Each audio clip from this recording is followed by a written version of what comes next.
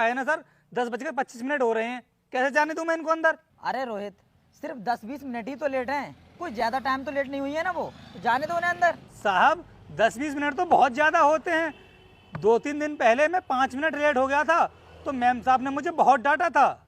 जी ma'am साहब, आपने मुझे बुलाया था क्या? हाँ, मैंने तुझे बुलाया क्योंकि मैंने अभी सीसीटीवी कैमरा में देखा है कि तू अभी ड्यूटी पर आया है। अब तेरे यहाँ पर कोई काम नहीं है, जा अपने घर। लेकिन मैम साहब, मैं तो बिल्कुल टाइम पर आया हूँ। 5 मिनट लेट है तू, पूरे 10:05 हो रहे हैं और तू कह रहा है मुझसे कि मैं टाइम पर आया हूँ। लेकिन मैम साहब, 5 मिनट कौन सी बड़ी बात है? 5 मिनट तो ऐसे ही हो जाते हैं।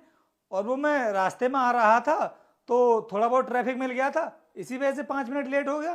तो कौन सा बड़ा इशू है? तू मुझे एक बात बता, मैं यहाँ की मैनेजर हूँ या फिर तू, जो तू मुझे इतना ज्ञान दे रहा है? मैम साहब, मैनेजर तो आप ही हो यहाँ की।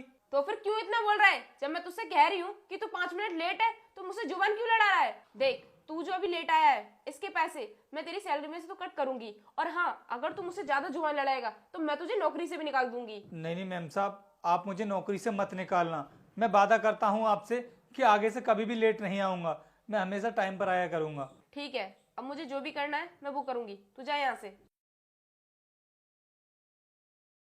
क्या अनुष्का, रोहित के 5 मिनट लेट होने पर तुमने इससे इतना उल्टा सीधा बोला और नौकरी से निकालने की बात कही? सर, उस दिन मेरा मूड ठीक नहीं था, इसलिए इससे उल्टा सीधा बोल दिया।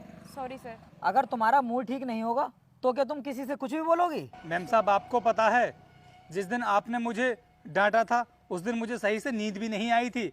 मैं तो पूरी तरह से टेंशन में आ गया था कि कहीं आप मुझे नौकरी से ना निकाल दो। इस वजह से मैंने भी सोच लिया था कि आज के बाद कभी मैं लेट नहीं जाऊंगा। लेकिन हाँ, जब भी आप लेट आओगी तो मैं आपको कंपनी के अंदर जाने नहीं दूंगा। बस इसी वजह से मैंने आपको यहाँ पर रोका था, जिससे कि आपको भी ये सीख मिल सके कि जब कोई बात अपने ऊपर आती है तो खुद को कितना बुरा लगता है। और मैम साहब, आपने देख भी लिया होगा कि जब मैंने आपको यहाँ पर रोका तो आपको कितना बुरा लगा। इसलिए मैम साहब, कभी भी किसी इंसान के साथ में ऐसा नहीं करना चाहिए, क्योंकि मैं भी इस कंपनी का एक सदस्य हूँ। जैसा आप किसी और के साथ में करोगी वैसा ही आपके साथ में होगा। अनुष्का, तुम्हें नहीं पता है रोहित कितना मेहनती है, वो अपना काम पूरी ईमानदारी के साथ करता है और उसके बाद भी तुमने इसके साथ में ये सब किया।